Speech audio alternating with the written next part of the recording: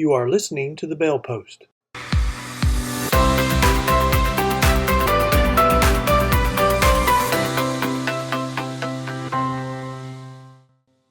Welcome to this very interesting episode of our podcast, The Bell Post. Today we're going to be talking about a publication and its two authors. The publication is The Effect of the Seattle Police Free Chop Zone on Crime, a microsynthetic control evaluation, criminology, and public policy. Our guests are Dr. Eric Piza from Northeastern University, and I found out today that you are the Lippman Family Professor of Criminology at Northeastern University's School of Criminology and Criminal Justice. You just received that, the Lippman Family Professorship, like in December. Is that correct? Yeah, so January 1st was the technical start date of that position, yes. Oh, well, congratulations and welcome to our podcast. Thank you. I'm very excited to be here. Thank you for And having our me. other guest is Dr. Nathan Connealy. He's a current assistant professor at the University of Tampa. And you mentioned today that you're on campus, so you're wearing a tie.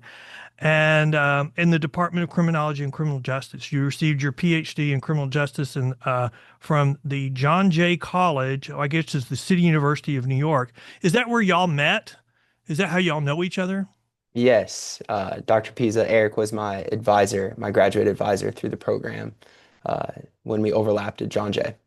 Ah, well, And I mean, also, I'm sorry, and Nate's last name is Connealy, Yes, not Connolly. oh, I hate it when I mess up. that's all Keneally. right. I didn't correct you. You were on the rolling in the train of thought, Well, but yes. no, you should always correct me. My name is Good, and people used to put an E on the end of it, and they'd say Goad, and I was like, no, it's just simply Good. There's no E. And when I was looking at your name, I was like, it's not really spelled Connolly, but me being a small town boy from West Texas, you just go, oh, Connolly. So. My wife, my wife and I are both attorneys, and she's like, "You really misspell a lot of words, but you try phonetically," Try to do which I it. don't Yeah, know as a compliment or a cut down all at once. Well, talk no about problem. um, Eric. Talk about how did y'all come together and decide y'all wanted to do a study on this subject? Yeah, certainly. So this was the height of the pandemic. Everyone remembers the George Floyd incident, how terrible it was for everyone to have a front row seat to that event and the aftermath of what happened. So everyone remembers the large scale protest throughout the country. Some protests went a little bit further in certain places than others.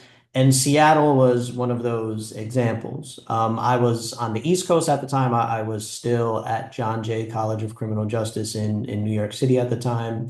And I was just a little fascinated about what was going on in Seattle. Just the fact that the police and the city government made a conscious decision to turn over a portion of the city over to the protesters, the fact that they abandoned the police precinct and essentially created on their own accord, the city decided to create a police-free autonomous zone and let the protesters operate there.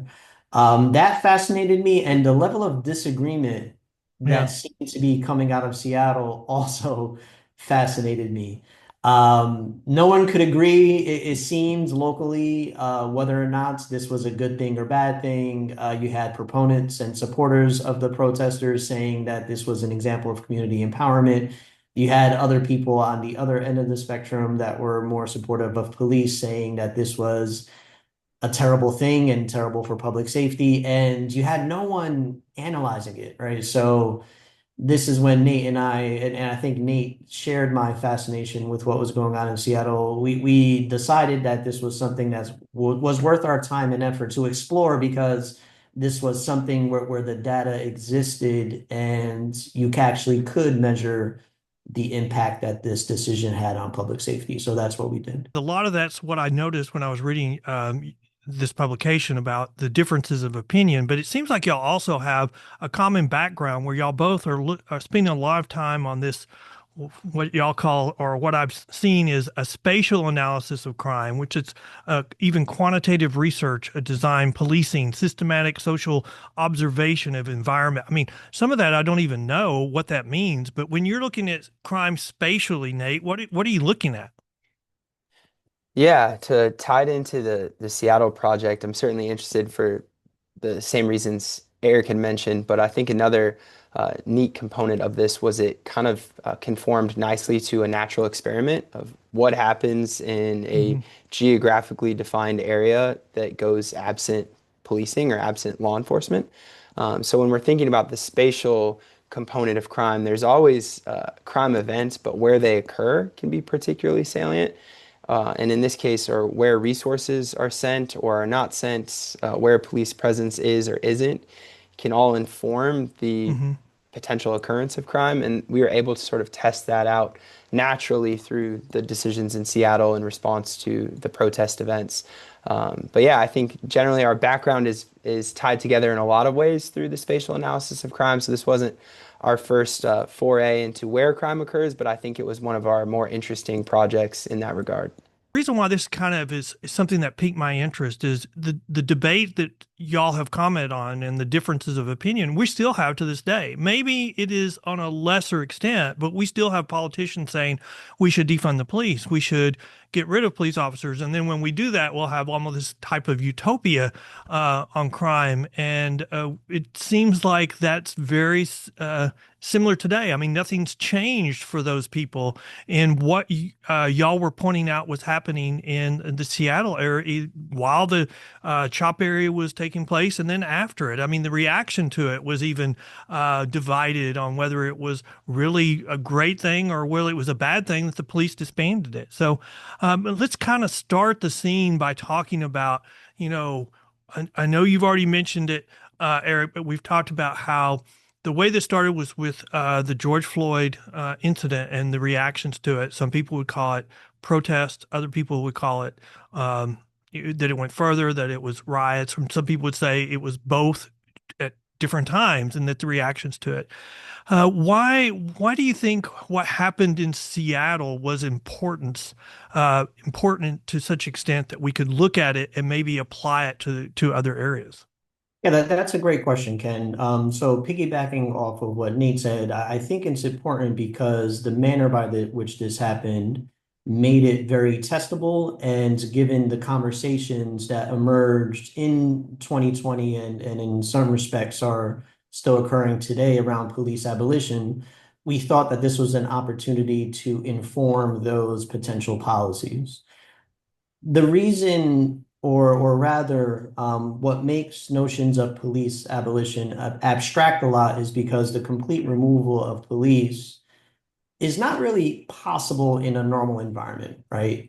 Even individuals that advocate for completely removing police from the crime prevention equation, just practically speaking, that's normally not possible, at least not in the current environment.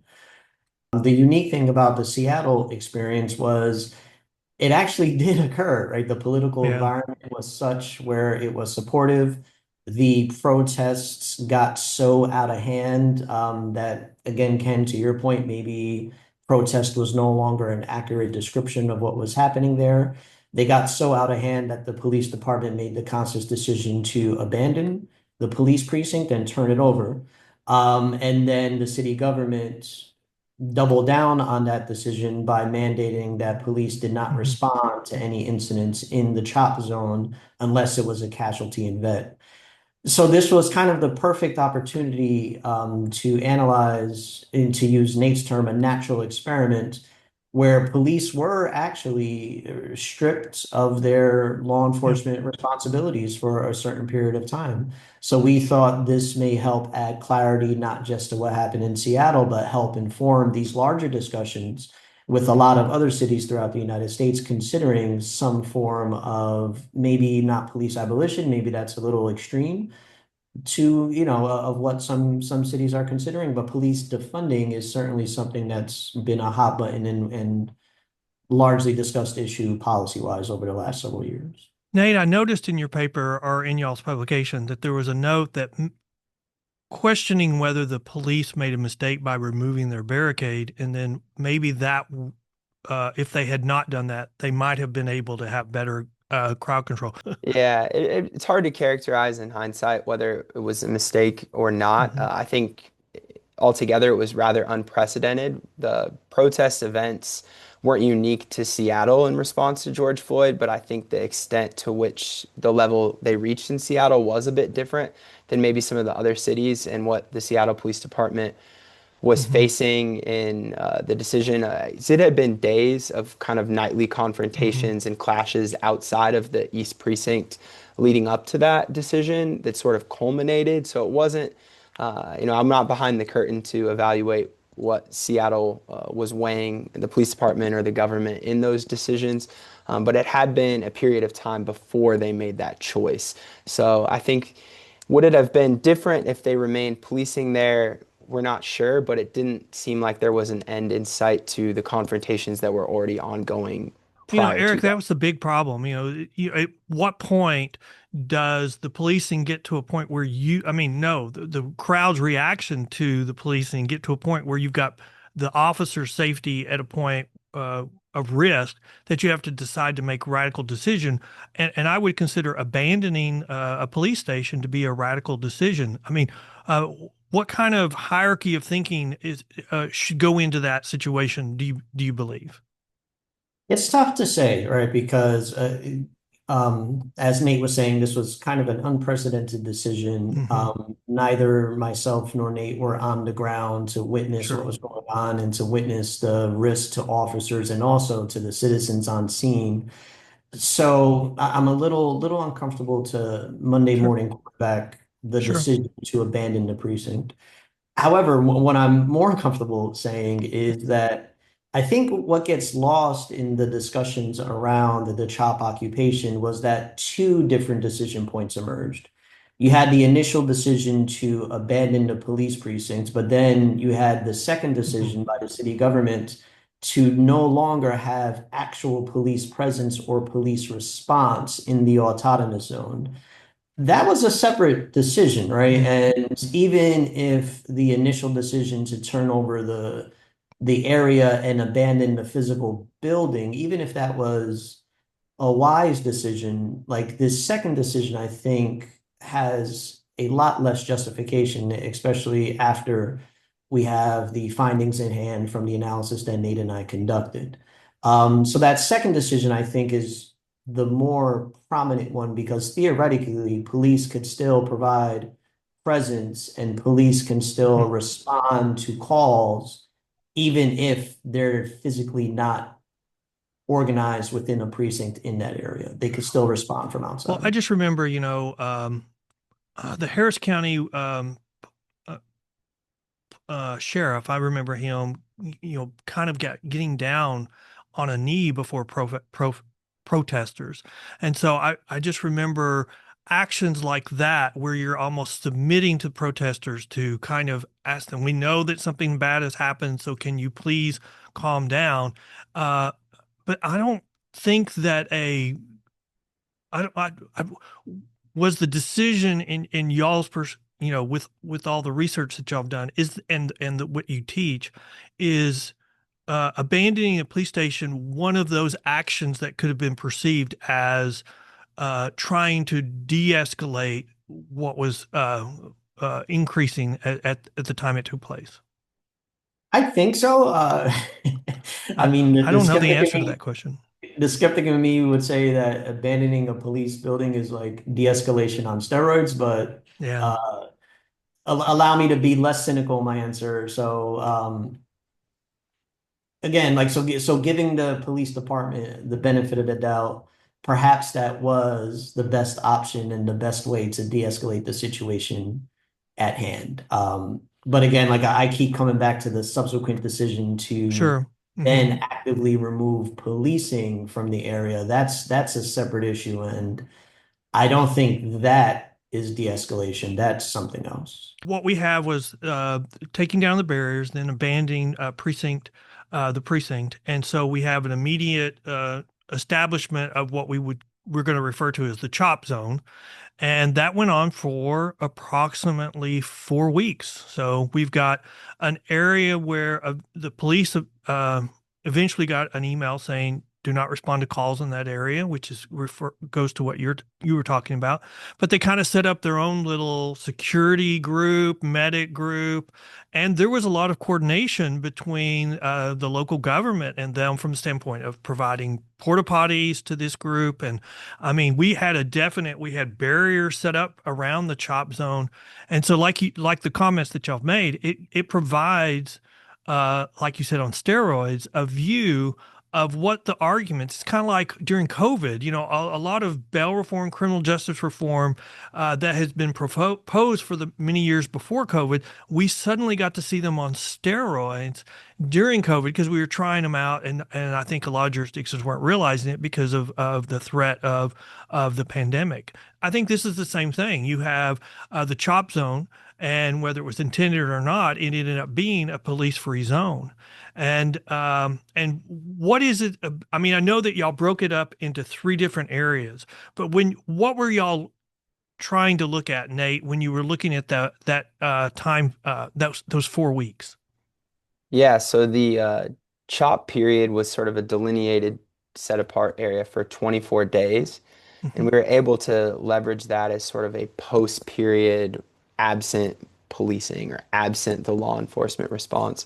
And really what we were interested in during that post-period was after they had made the decision to abandon the police precinct and no longer respond to calls for service in that area, what happened to crime? That was kind of the overarching research question. And we were able to examine that across the chop zone itself, which was just the inside the barricade area, as well as in a 2 block radius for the potential for like displaced or larger effects, and then ultimately across the entire precinct, knowing that some operational or organizational capacities of the East Precinct may have also been affected by the decisions made within Mhm. the precinct. So we were able to look at it across those three areas with really the overarching question being what happens to crime absent police response. Well, and it seems like the major conclusions of your study, probably the most cited portions, was that in the chop zone during that period of time, crime increased like 138%. And even in the areas surrounding the chop zone, it increased 77.5%. And then the entire precinct over that period of time, it increased 27.8%. Is that the major conclusion from y'all's research, Eric? Yes, I think the one sentence conclusion is that the removal of policing led to a substantial increase in the autonomous zone. And this next part of the sentence is very important compared to similar areas throughout Seattle. So the title of the article, as you noted, Ken, has the word microsynthetic control in it, and I'm going to try to give the 10-minute explanation of what that Okay. is. But the challenge with this, and the challenge with any evaluation Hmm. is it's not enough to just look at what happened in the impacted zone. You have to compare it to a counterfactual or a control area. The challenge in Seattle in 2020, like most cities, is crime was kind of spiking everywhere. So we had to compare the chop zone with similar areas in Seattle that did not experience chop.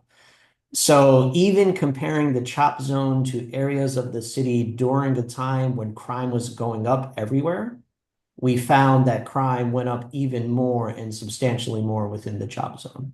So yes, that was just a long explanation for what I said was just going to be a one sentence explanation. But the takeaway was that the removal of police services here led to a substantial increase in crime. But it seems like if you look through the data and you try to analyze it, which I tried, but that doesn't mean I was successful at all. But it looks like your math said that uh, setting up your formulas and stuff had like a 95% confidence uh, uh, rate. Is that correct, Nate? Yeah, so that just refers, I think what you're referring to is the 95% confidence interval at which the Yes. study was conducted. And that corresponds to a threshold for what we call significance in the field. So it's related to the probability of essentially ascertaining that result across a number of trials, right? So it's knowing that stats requires unique cases, trials, data points, and running that analysis results in an outcome, and the likelihood in which we would conclude that outcome, we have a 95% confidence in, or a confidence interval. I think that is very important with what you both said. So, number one, you compared it to other areas, and both areas had increasing crime because that was the time zone. But in comparing those, the chop zone, the area around the chop zone, and then the precinct at large had significantly increased crime over those similar areas, and that your confidence in coming to those conclusions is at 95%. Eric, how do you, I mean, are you comfortable with the 95%? Or, I mean, how do you get to the point where you're like, okay, we're 95% comfortable with this?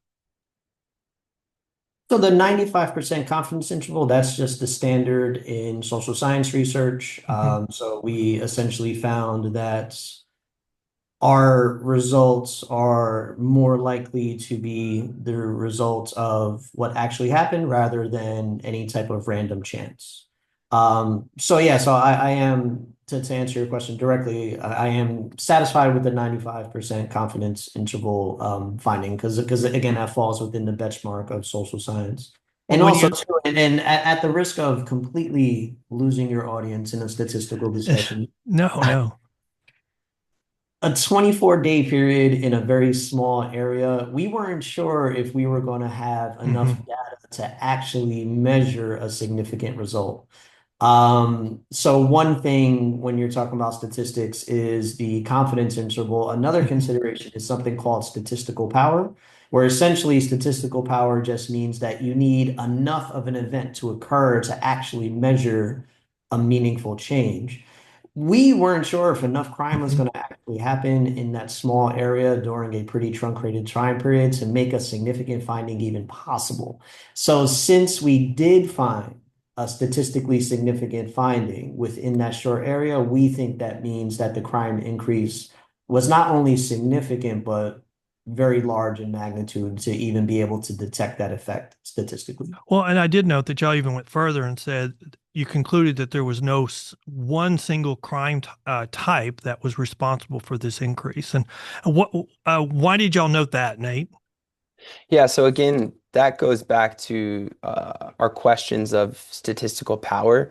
And we made the decision to just evaluate all crime in the chop zone and in the additional areas, as opposed to trying to test for singular crime types, because in such a small period of time, just 24 days, I believe there were only 36 unique street segments, so a small area. We needed a sufficient number of crime events ultimately to test this out. Mhm. So that's why we focused on all crime, and we weren't necessarily able to pinpoint if there was a certain crime event that was responsible for the increase, but generally crime was Mhm. increasing at a significant level. Again, like Eric said, also relative to the controls. And in our matching approach, we were able to see that the counterfactual we generated, the control group we were comparing to, was robust and similar across a number of background characteristics that might be responsible for crime. So we were confident in the conclusion that we arrived at. I mean, how does the public, how does legislators navigate this mass of, I would say, pseudo studies versus publications like this to find what is the real critical information that they need to look at for criminal justice reform? Let me give you an example. So for the last couple of years, if you just Google criminal justice reform, you would find all these justice institutes that would say, "Oh, crime's not increasing. It's not because of criminal justice reform." But you don't have to believe us. Just look at the FBI statistics. Well, last year in October, they updated their crime statistic. There's a multitude of reasons, but suddenly crime was showing going up, and the people that were looking at the FBI statistics have been saying for a while it's not complete data, but because they're changing over to a new system, you have to have all the police organizations reporting. They have to have new equipment, and so you've got all of these groups coming out saying we're concluding crime is not going up.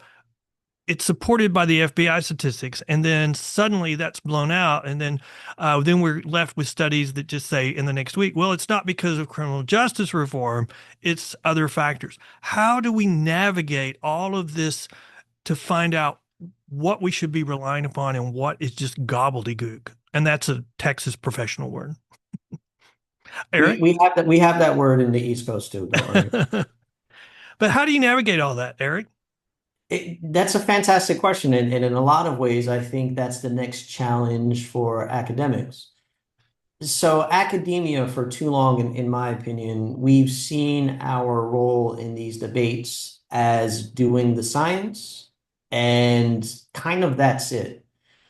I think it's important for us not just to conduct science, but to go the extra mile to make sure that the science is actually publicly available to inform these types of discussions. One easy way that we could do it is we could publish our research in publicly available formats. Probably about 97% of academic research are locked behind journal paywalls. That's one thing that academics could do a better job of. We could also need to go up platforms like your podcast, Ken, where, non-academics have an opportunity to digest the information in a, easier, more accessible format than, plowing through a 30-page journal article. So I'm not sure I know what the kind of silver bullet is in shifting through the ocean of information that we have. But just to kind of turn the gaze inward, I think people in Nate and Maya's profession, we could do a better job of committing a little bit more directly to the public dissemination of science rather than just seeing our job as doing science and then walking away. Well, Nate, what has been the reaction to y'all's publication? I know this was released a couple of years ago, but what's been the reaction to it? Yeah, that's an interesting question. I think initially there's always a bit of a lagged effect from when an event transpires to when we're able to uh, collect the data, conduct the research, go through the peer review process, and then Mhm. publish it. So with that lag in mind, we weren't necessarily able to have kind of that real-time response or narrative like in the discourse that Mhm. precipitated the chop zone events into ultimately what we found. But I do think our results still factored into some of the larger debates around what should police be doing in the area of reform, what do we desire of police, as you mentioned in some of the ongoing defund movement or disinvest movements. So I think our results were still well positioned and timed for that. We in Eric's to sort of further what he was suggesting, we've also posted a lot of our results on platforms like Twitter and social media where the discourse can be a little bit more open forum there. And it can be met with mixed opinions. But I think interestingly in this paper, we found pretty clearly in the results that at the very least, our bottom line was that in the chop zone, absent police response, there were significant criminogenic effects. And we kind of just let the paper speak to that. When you have studies like this or publications like this, the reaction is usually to be quiet. And I think from the PR world is they wanted to get it out of the news as soon as possible and not respond to it because there isn't a response to the science. There's not they don't have any data to contradict that. But I would have thought, Eric, there would have been a little bit of a maybe kickback just because of the diversity of opinion at every point in this. It's going to be like a paradise. It's going to be like a hell. It's great that they went in and just took it down. It's terrible that they took it down. So I'm surprised, but I'm not surprised that you haven't seen more criticism. And I think maybe it's because they just want it to go away. Well, Ken, the interesting thing was that some of the initial criticism that we received was from the pro-police crowd, and a lot of pro-law enforcement Mm. people responded to this like, "You two idiots wasting your time studying this. This is obvious." Yeah, I agree with that. Oh, this is just positive.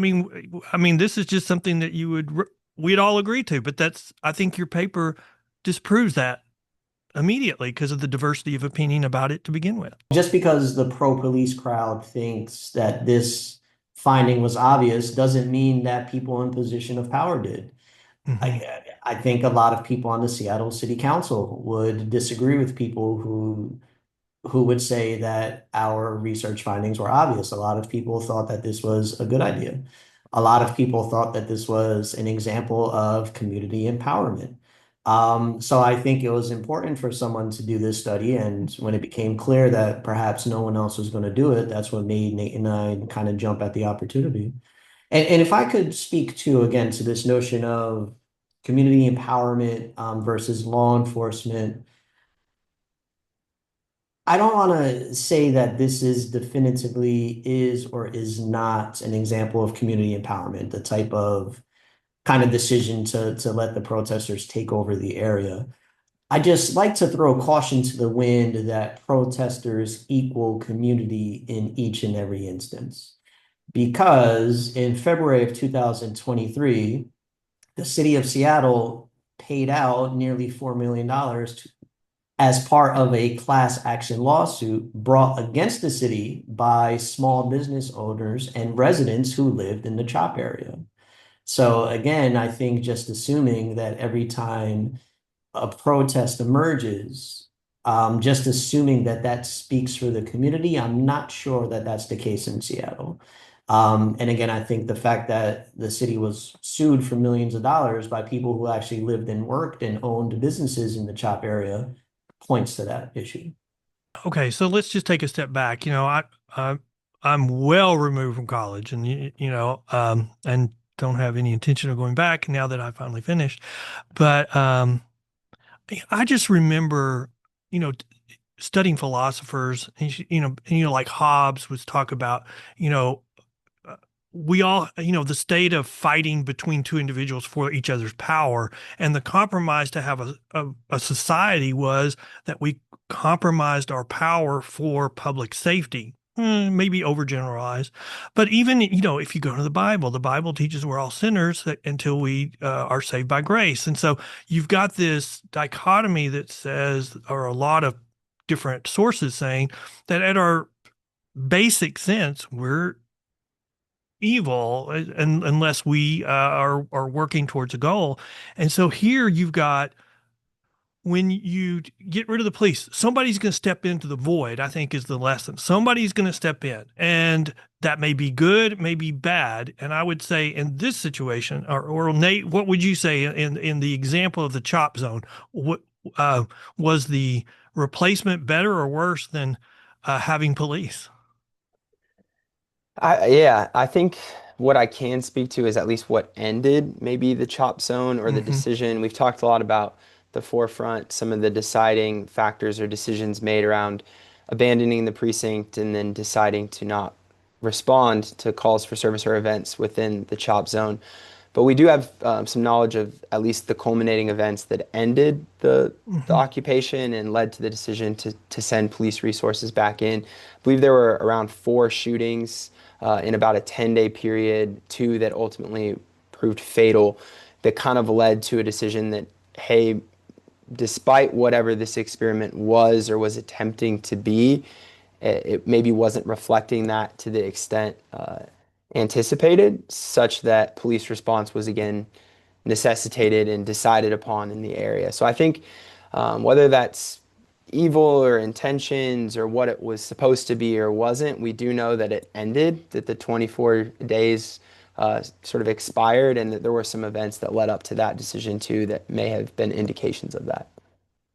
It seems like the takeaway for me is when you take away the police, you're going to have crime increase. You're going to have crime increase in the area where you've removed the police and the buffer zone around that, and even in the general area. I mean, uh, we can say it in a much more complex way, saying that we have 95% confidence of that because we're comparing it to other areas that are very similarly situated. But I think the ultimate conclusion here is that if you remove the police, you're going to have substantially more crime. Is that right, Eric? 100%. We have about 50 years of research at this point that shows that increasing police presence decreases Hmm. crime. We think that this research supports that general literature by showing the opposite, the swift removal of police presence and the swift removal of police response leads to crime increases. So when you have 150 years of research that says this, I mean, what is the basis? And I'm not trying to ask y'all to speculate what somebody thinks, but what would be some of the basis for politicians to argue in support of defunding the police or getting rid of the police in a specific area? I mean, I just can't. When you look at this information, you go, well, there's not any basis to support doing that in the science. Nate, do you have an answer to that?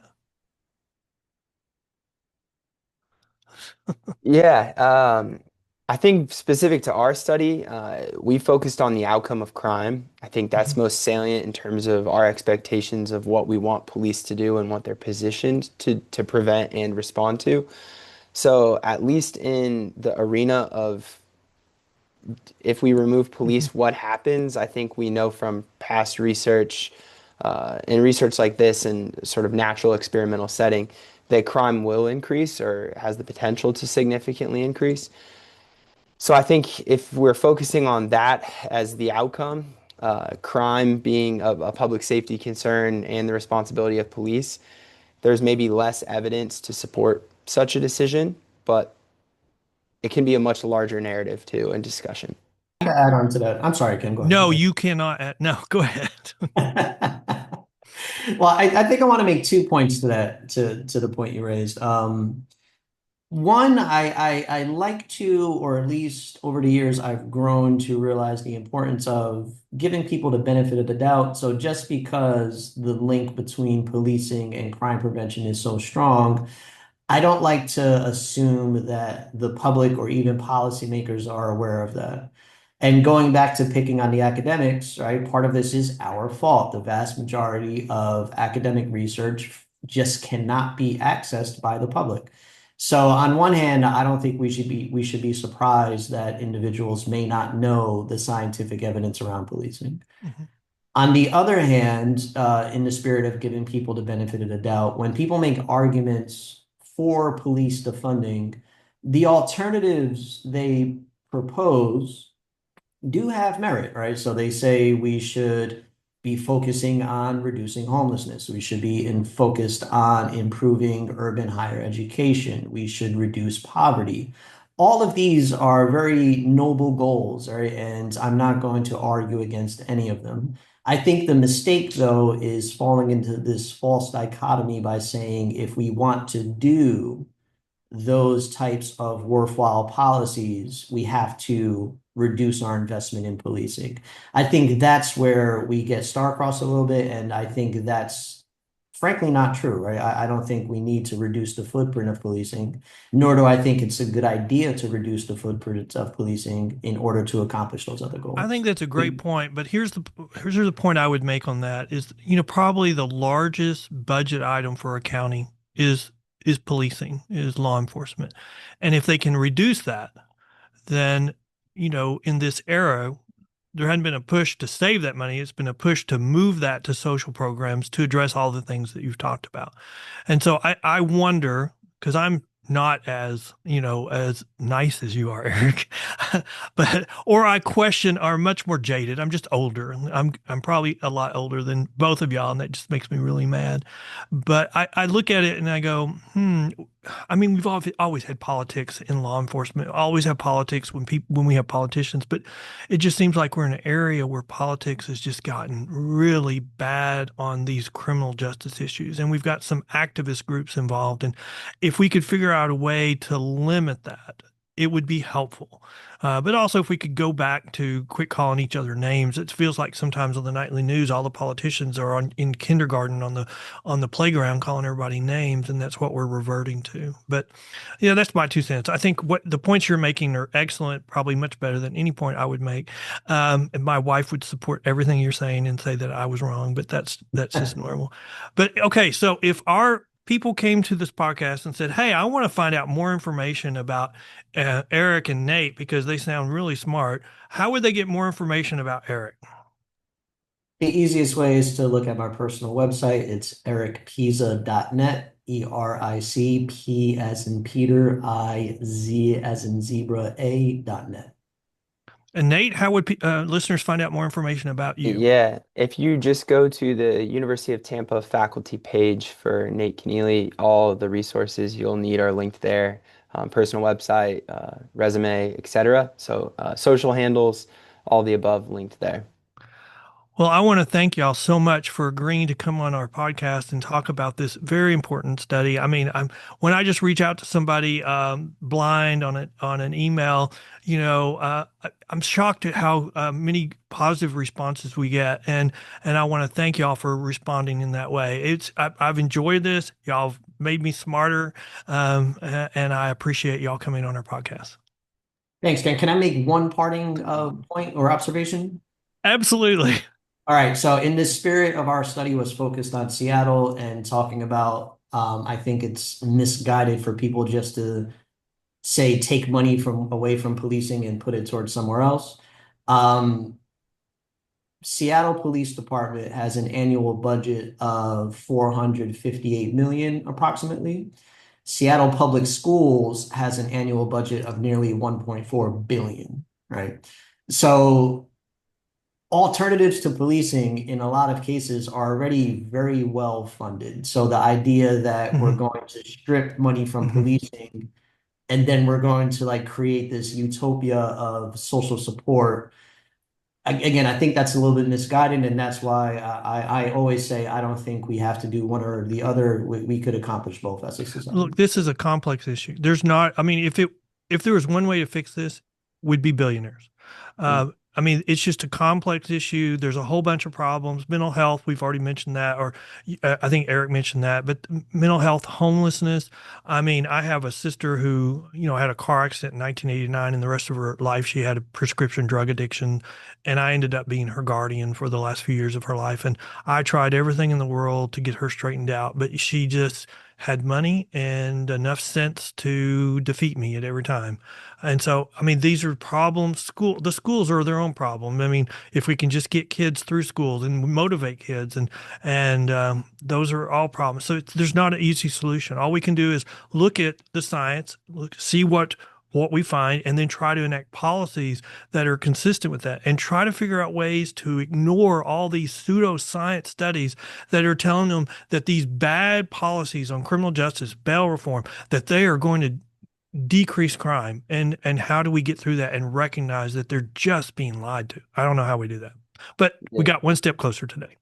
Yeah, I think too, there's just sometimes a fundamental misunderstanding of means and ends that actually a lot of these camps and parties and what seems divisive at times, we actually all want the same things in the end. If we could just get a little bit more alignment at the table around some of the means of achieving them, I think we'd maybe move away from some of the divisiveness we have experienced the last few years. Sure. All right, guys. Thank you very much. And I appreciate you being on our podcast today.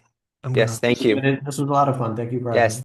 Thank you for listening, and come back for the next episode of The Bell Post.